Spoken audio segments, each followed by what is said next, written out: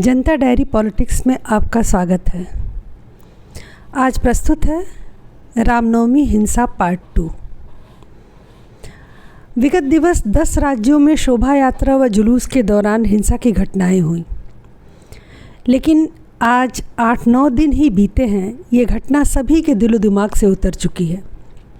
छुटपुट गिरफ्तारी और जांच का हवाला देकर मामले को रफा दफा कर दिया गया। एकमात्र मध्य प्रदेश सरकार ने कड़ा एक्शन लिया और बुलडोज़र से आरोपियों के घर ढहा दिए। गुजरात में भी बुलडोज़र का प्रयोग किया गया। बाकी सब जगहों पर कड़े नियम कानून बना दिए गए कि आगे से यात्रा कैसे निकलेगी, कहाँ से निकलेगी या नहीं निकलेगी। रामनवमी के दंगों के बाद हनुमान जन्मोत्सव पर सुनाई पड़ा कि कई राज्यों में शोभा यात्रा निकालने की अनुमति ही नहीं दी गई। ये अच्छा है, चूँकि आपके पुलिस और प्रशासन मुट्ठी भर लोगों को नियंत्रित नहीं कर सकते, इसलिए शोभा यात्रा या जुलूस निकाला ही न जाए। कल को त्यौहार मनाने की भी पाबंदी लगा दीजिएगा, क्योंकि बवाल तो उसमें भी हो सकता है। महाराष्ट्र सरकार ने तो हद ही कर दी।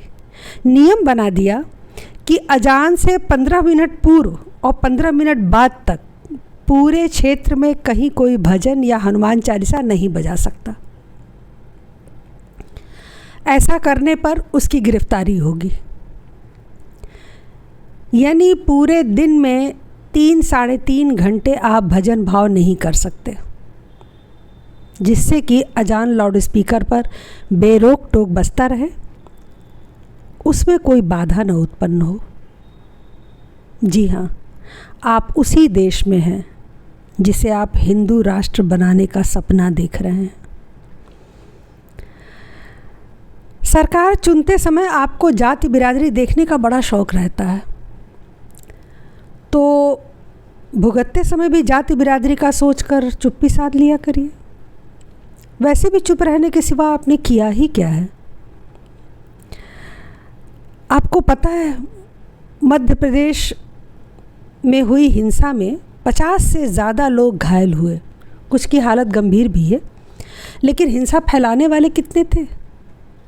मात्र 7%। जी हाँ, मध्य प्रदेश में मुस्लिम जनसंख्या मात्र 7% है, लेकिन खरगोन में वो जनसंख्या 33% है।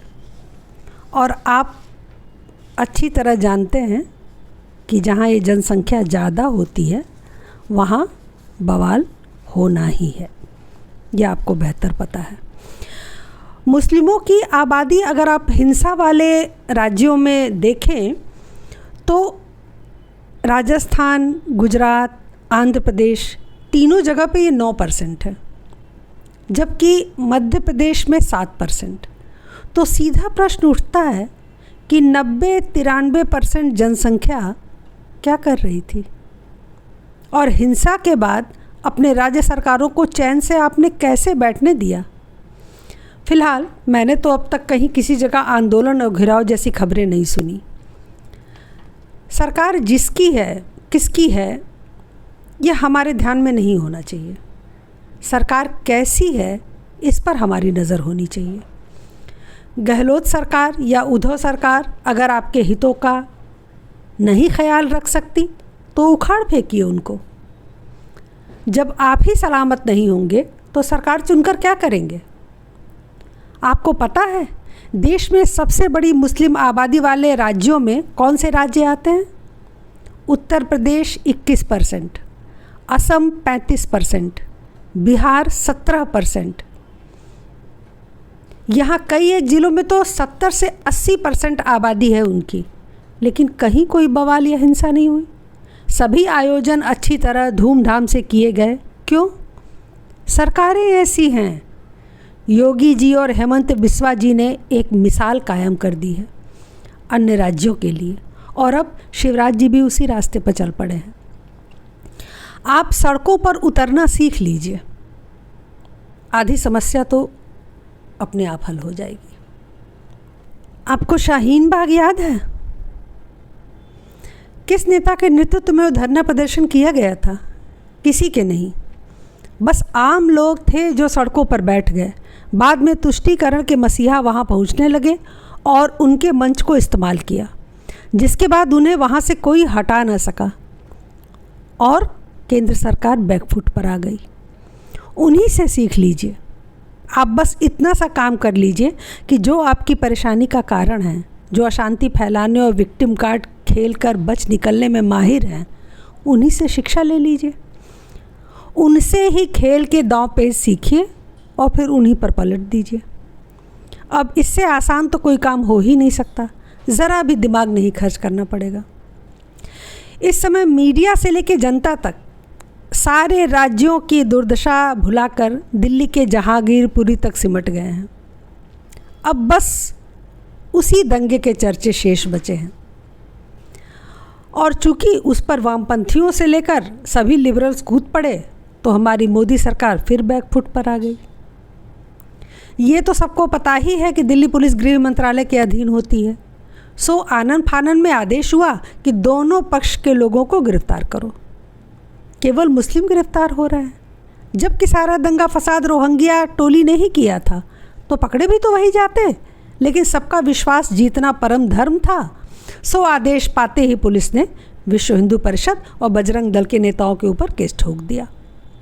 एक नेता सहित कुछ लोगों को गिरफ्तार भी कर लिया कि आपने जुलूस की परमिशन नहीं ली थी, जबकि उन्होंने बाकायदा एप्लीकेशन देकर सूचित किया था और 3 दिन बाद आपको याद आया कि परमिशन नहीं ली गई थी। गजब तमाशा है। ये नहीं चलेगा। ऐसी तुष्टीकरण की नीति अब हिंदुस्तान में नहीं चल सकती।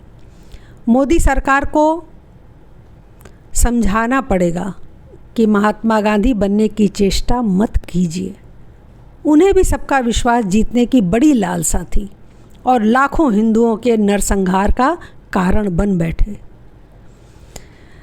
आपके साथ भी कुछ अनोखा नहीं घटित होने वाला है। अभी समय है, विचार कर लीजिए, अन्यथा गद्दी किसी सक्षम और समर्थ व्यक्ति को सौंपिए जो हिंदू हितों की रक्षा कर सके, उनमें विश्वास और आत्मबल भर सके। ले देकर सारी लड़ाई जनता के ही हिस्से आ जाती है। सरकार से भी, जिहादियों से भी, सेकुलरिज्म की घुट्टी पिलाने वालों से भी, और जो मुर्दा हिंदू हैं उन्हें जीवित कर झकझोरने की भी। लेकिन यही तो नागरिक धर्म भी है। देश हमारा है, राष्ट्र हमारा है, तो चिंता कौन करेगा? हमारे अपने पलायन कर रहे हैं, मारे जा रहे हैं, बेघर हो रहे हैं, तो चिंता कौन करेगा? इसलिए अब चुप रहना छोड़ दीजिए। अपने आसपास के सोए लोगों को जगाइए, समूह बनाइए, छोटे छोटे समूहों को एक साथ जोड़िए। आपके एकजुट होने में ही राष्ट्र की भलाई है। आप जैसे भी व्हाट्सएप पर जुड़िए, फेसबुक पर जुड़िए, जैसे भी लोगों को जोड़िए, उन्हें तैयार कीजिए, सत्य को उन तक पहुंचाइए और ऐसे सभी मुद्दों पर उनके साथ चर्चा कीजिए। यदि आप जनता डायरी पॉलिटिक्स के व्हाट्सएप ग्रुप से जुड़ना चाहते हैं तो हमारा नंबर है 8299539690। मैं फिर से एक बार बता रही हूँ, 8299539690। और अब चलते चलते आज जहांगीरपुरी में अतिक्रमण हटाने के लिए बुलडोज़र चलाया गया। 1-1.5 घंटे बाद ही सुप्रीम कोर्ट प्रकट हुई और उसने आदेश दिया कि यथास्थिति बनी रहे जब तक सुनवाई न हो। आदेश आने तक बुलडोज़र धमाल मचा रहा था, लेकिन बड़ी बिंदी गैंग सक्रिय हो गई। उन्होंने मौके पर पहुंच के बुलडोज़र रुकवा दिया। अच्छा ही हुआ, अब कोर्ट में सुनवाई होगी। यही सबसे शानदार काम हो गया। अब सारे अतिक्रमण करने वालों के कागज़ देखे जाएंगे और रोहिंग्या व बांग्लादेशी घुटपैसियों की ऐसी की तैसी हो जाएगी। चलो कोई बात नहीं, नाक घुमा के ही सही, पकड़ी तो। आज बस इतना ही।